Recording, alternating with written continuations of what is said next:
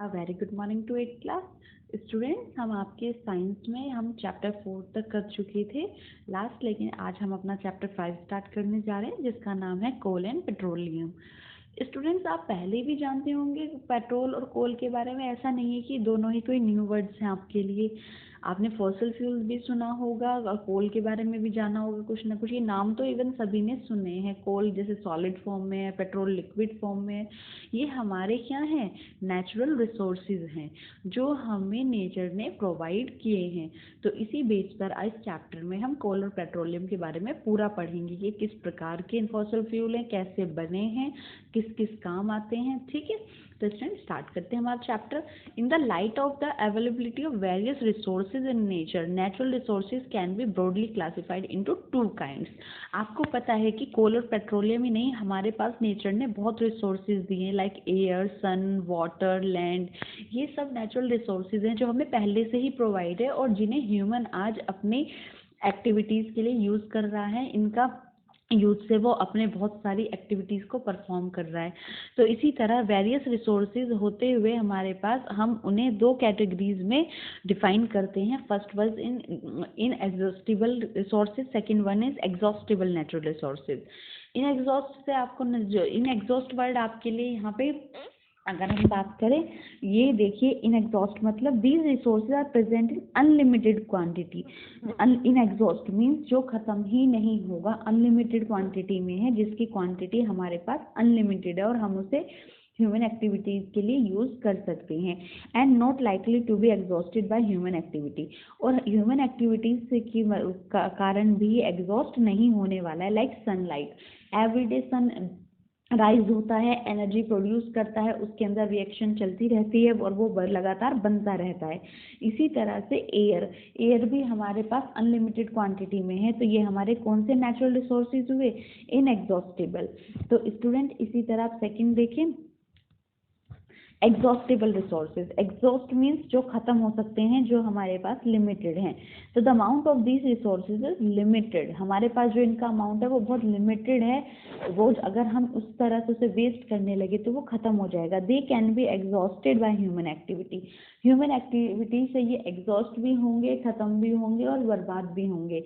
इसलिए इसका एग्जाम्पल हम देखें तो फॉरेस्ट, वाइल्ड लाइफ, मिनरल्स, कोल, पेट्रोलियम, नेचुरल गैस, ये सारे वो रिसोर्सेज हैं जिन्हें हम यूज़ कर रहे हैं और जो एग्जॉस्ट होते जा रहे हैं समय के साथ। जिस तरह से पॉपुलेशन बढ़ती जा रही है और वो फॉरेस्ट को ख़त्म कर करके रहने के लिए जगह बना रही है। वाइल्ड लाइफ जो है, अगर फॉरेस्ट ख़त्म हो रहे हैं तो हमारी वाइल्ड लाइफ ख़त्म हो रही है। इसी तरह हम मिनरल्स का भरपूर यूज़ उठा रहे हैं काम के लिए, वो ख़त्म हो रहे हैं। कोल, पेट्रोलियम, ये सब जो हैं हमारे पास एग्जॉस्टेड क्वांटिटी में, कि अगर इन्हें ह्यूमन एक्टिविटी से ज़्यादा यूज़ किया गया तो ये ख़त्म हो जाएंगे। In this chapter we will learn about some exhaustible natural resources. तो इस चैप्टर में हम एग्जॉस्टेबल रिसोर्सेज के बारे में ही पढ़ने जा रहे हैं कि हम उन्हें किस प्रकार तो यूज़ करें और किस वे में यूज़ करें कि वो एग्जॉस्ट हमारी इस जनरेशन को फुलफिलमेंट करके नेक्स्ट जनरेशन के लिए भी बचे रहें। ओके स्टूडेंट, तो हमें उनका सस्टेनेबल डेवलपमेंट भी देखना है कि कैसे वो हमारी अब ज़रूरतों को पूरा करके हम उन्हें अपनी आने वाली जनरेशन के लिए भी स्टोर कर सकें। ओके स्टूडेंट, देखिए ज़रा, दीज वर फॉर्म। अब हम बात करें कोल, पेट्रोलियम, नेचुरल गैस, तो ये हमारे क्या है? एग्जॉस्टेबल है। तो हम चैप्टर में किसके बारे में रीड करने वाले हैं? कोल, पेट्रोल एंड नेचुरल गैसेज। अब हम इन्हीं की बात करते हैं। These were formed from the dead remains of living organism. ये बनते हैं किससे? डेड रिमेन्स से, मीन्स जो हमें डेड एनिमल और प्लांट रिमेन्स रह जाते हैं, लिविंग ऑर्गेनिज्म धरती में ब्यूरिड हो जाते हैं, जमीन में ब्यूरिड हो जाते हैं, तो किस में कन्वर्ट हो जाते हैं? फॉसिल्स में। और उन्हीं से प्राप्त होने वाला फ्यूल जो हम फिर ईंधन की तरह यूज करते हैं कहलाता है फॉसिल फ्यूल। तो ये हमें कैसे मिलेंगे? तो फॉसिल फ्यूल अगर आपसे डेफिनेशन पूछा जाए तो fossil fuel are the dead remains of living organism. हमारे जब लिविंग ऑर्गेनिज्म का डेड पार्ट बचता है वो कहलाता है फॉसिल फ्यूल।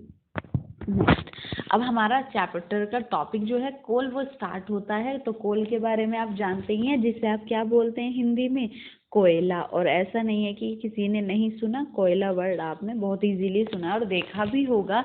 इवन आजकल घर में तो हम इसका नहीं ज़्यादा यूज़ करते, बट आपने अगर वो प्रेस देखी होगी, जो प्रेस करने वाला होता है वो आज भी जो आयरन होता है उसका किसकी यूज़ करता है, कोल की यूज़ करता है। उसके अंदर कोल को वो बर्न करके रखता है, उसकी हीट से वो कपड़ों को आयरन करता है। तो coal is one of the fuel use to cook food. तो ये पुराने ज़माने में जैसे खाना बनाने के लिए ज़्यादा यूज़ हुआ करता था।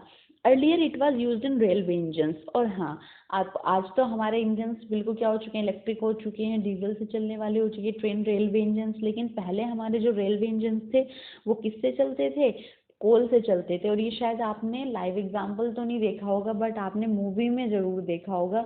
इवन किस मूवी में, गदर मूवी अगर आपने देखी है तो उसमें जो लास्ट पार्ट है मूवी का, वहाँ पर वो उसमें कॉल डालता रहता है बहुत जल्दी जल्दी करके, तो वो गाड़ी उसी स्पीड से दौड़ती है। तो पहले हमारे रेलवे इंजन जो थे वो किससे चलते थे, कोल से चलते थे, जो स्टीम प्रोड्यूस करते थे इंजन को आगे मूव करने के लिए। It is also used in thermal power plant, जहाँ पर आज काम सारा इलेक्ट्रिसिटी से होता है। उन पावर प्लांट्स में पहले जो एनर्जी क्रिएट की जाती थी वो कोयले से ही की जाती थी। तो पहले इलेक्ट्रिसिटी बनाने के लिए थर्मल पावर प्लांट में जो यूज़ होता था वो क्या है, कोयला है। आजकल तो हम हाइड्रो इलेक्ट्रिसिटी पे ज़्यादा डिपेंड है, पानी से बिजली बनाते हैं। तो इसी तरह पहले जो इंडस्ट्रियल पार्ट था वो भी कोयले से ही चलता था। Coal is also used as a fuel in various industries. और जहाँ आज भी इंडस्ट्रीज़ ऐसी जगहों पर हैं जहाँ पर इलेक्ट्रिसिटी अवेलेबल नहीं है, पर कोयले की खान जो है एक्सट्रैक्शन जहाँ से ईजी है, वहाँ पे आज भी कोयले का ही इंडस्ट्रीज़ में इस्तेमाल होता है। तो कोयला हमारे लिए भी बहुत ज़्यादा यूज़फुल फ्यूल में आता है। और ये एग्जॉस्टिबल भी है, क्योंकि अगर हम बात करें तो फॉसिल फ्यूल्स कभी भी 2-4 दिन में रेडी होने वाली चीज़ नहीं है। डेड रिमेन्स ऑफ एनिमल और लिविंग एनिमल्स और प्लांट्स, ये कोई एक दिन में नहीं रेडी होता, मिलियन ऑफ ईयर्स में ये रेडी होता है। ज़मीन के अंदर ये ब्यूरीड होता चला जाता है, तब हमें कोयला प्राप्त होता है। इसलिए हम इसे एग्जॉस्टिबल मानते हैं कि अगर ये जल्दी से ख़त्म हो गया तो ये ईजिली अवेलेबल नहीं होने वाला, क्योंकि ये मिलियन ऑफ ईयर्स लेता है प्रोड्यूस होने में। हम बात करेंगे स्टोरी ऑफ कोल की, कैसे कोल जो है बना, कैसे ये हमें मिला। इसकी एक छोटी सी स्टोरी है कि कैसे ये रेडी होता है। अबाउट 300 मिलियन ईयर्स अगो, अगर हम 300 मिलियन ईयर्स अगो पहले की बात करें, 300 मिलियन साल की, the earth has dense forest in low lying wetland areas. Low lying areas पर हमारे अर्थ पे फॉरेस्ट ही था, डेंस फॉरेस्ट था, जिसकी वजह से ये बना है। ये फॉरेस्ट क्या हुआ, जब नेचुरल प्रोसेस होने लगे, लाइक फ्लडिंग, बाढ़ आती थी, तो ये बाढ़ आने पर ये फॉरेस्ट जो है नीचे नीचे दबते चले गए। इनका जो प्लांट है वो डेड होते चले गए और नीचे दबते गए। कहाँ पर, buried in the soil. As more soil deposit, और फिर धीरे धीरे उस पर ओल्ड सॉइल डिपॉजिट होती चली गई और वो नीचे जाकर क्या होने लगे, कंप्रेस होने लगे, दबने लगे पूरी तरह से नीचे। आपको पता है अर्थ का जो टेम्परेचर है, हम तो क्रस्ट लेयर पे हैं, अगर कोर और मेंटल की लेयर की, आपने अर्थ की लेयर के बारे में पढ़ा होगा ज्योग्राफी में। अगर हम इसकी लेयर की बात करें तो क्रस्ट, कोर, मेंटल, या क्रस्ट, मेंटल, कोर।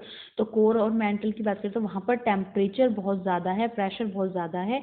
तो the temperature also rose as they sank deeper. धीरे धीरे टेम्परेचर जितना वो नीचे सैंक होते गए, दबते गए गहरे गहरे, उतना ही टेम्परेचर भी बढ़ता चला गया। Under high pressure and temperature, उसी हाई प्रेशर और टेम्परेचर से dead plants got slowly converted to coal. और जो डेड प्लांट थे वो धीरे धीरे कन्वर्ट होने लगे किसमें, कोयले में। तो ये धीरे धीरे जो उनका कार्बन था वो पूरी तरह से कोल बनने लगा।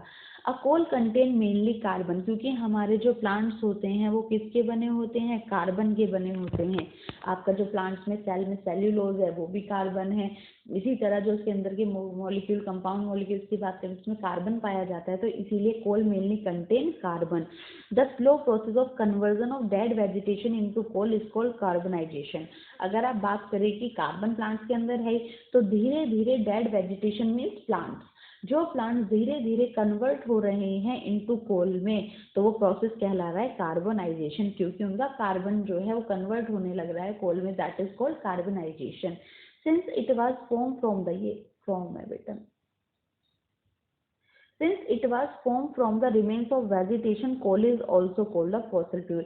क्योंकि ये भी क्या हुआ है, फॉर्म हुआ है विद द किसे, रिमेन्स ऑफ वेजिटेशन, ये भी बचे हुए वेजिटेशन से ही फॉर्म हुआ है। तो कोल भी किस कैटेगरी में आता है, in a category of fossil fuel. तो ये भी क्या है, हमारा फॉसल फ्यूल। तो ये हमारी क्या हुई, स्टोरी हुई कोल की। ठीक है। 300 मिलियन ईयर पहले जो फॉरेस्ट थे वो डीपर कंप्रेस्ड होते चले गए और अर्थ के टेम्परेचर की वजह से वो धीरे धीरे कार्बन का कार्बनाइजेशन हुआ और वो किस में कन्वर्ट हो गए, कोल में कन्वर्ट हो गए। इसी तरह आपका अगर हम कोल की बात करें तो कोल हमारे फॉसिल फ्यूल की तरह हम यूज़ करते हैं एनर्जी प्रोड्यूस करने के लिए, बट इसका एक डिसएडवांटेज ये है कि ये बहुत ज़्यादा अमाउंट में कार्बन डाइऑक्साइड प्रोड्यूस करता है। तो व्हेन हीटेड इन एयर, जब हम इसे ऑक्सीजन, ये कार्बन हमारा क्या है, कोल, क्योंकि हमारा जो कोल है वो फुल्ली क्या है, कार्बन है। जब हमारा कार्बन ऑक्सीजन की प्रेजेंस में, एयर की प्रेजेंस में हम बर्न करते हैं तो ये कौन सी गैस प्रोड्यूस करता है, कार्बन डाइऑक्साइड। तो C+O2 gives CO2। तो ये क्या रिएक्शन होती है, carbon plus oxygen gives carbon dioxide. Coal is processed in industries to get some useful product. अब हम कोल का, क्योंकि कोल यूजफुल है और वो कार्बन डाइऑक्साइड भी प्रोड्यूस कर रहा है, तो आजकल हम इंडस्ट्री में इसे प्रोसेस कर रहे हैं, इसे चेंज कर रहे हैं कुछ और यूजफुल प्रोडक्ट बनाने के लिए, लाइक कोक, कोल तार, कोल गैस। ये चीज़ें आपको पता भी है जिनसे हम क्या करते हैं, रोड बनाने में हमारा कोल तार यूज़ होता है, बिल्कुल उसमें ऐसी बर्निंग में स्मेल आती है जैसी कोयले में आती है। तो ये कुछ हमारे नए प्रोसेस्ड प्रोडक्ट्स हैं जो हम कोल की मदद से डेवलप करते हैं, कोल से ही, और उन्हें यूज़ करते हैं फॉर वेरियस एक्टिविटीज़ के लिए। ओके स्टूडेंट, ये था आपका चैप्टर का इंट्रोडक्शन कि क्या हमारे नेचुरल रिसोर्सेज हैं, उनमें से कौन से इनएग्जॉस्टिबल हैं, कौन से एग्जॉस्टिबल हैं। तो आपको मैंने इसके बारे में हल्का सा इंट्रोडक्शन दे दिया है। आगे हम कोक, कोल तार, नेचुरल गैसेज और पेट्रोल के बारे में पढ़ेंगे, वो हमारा रिमेनिंग पार्ट है। Okay students, thank you and have a nice day.